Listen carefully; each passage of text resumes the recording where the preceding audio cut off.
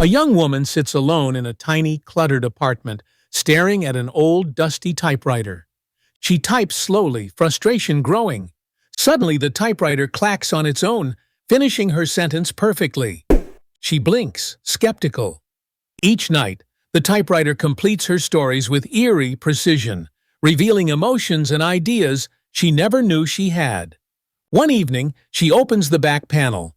Inside, a small AI chip hums quietly. It's not just a machine, it's her hidden partner, silently shaping her creativity. The AI doesn't steal her voice. It listens, learns, and helps her find the words she couldn't speak. She smiles, realizing intelligence isn't just in circuits, but in the quiet connection between human and machine.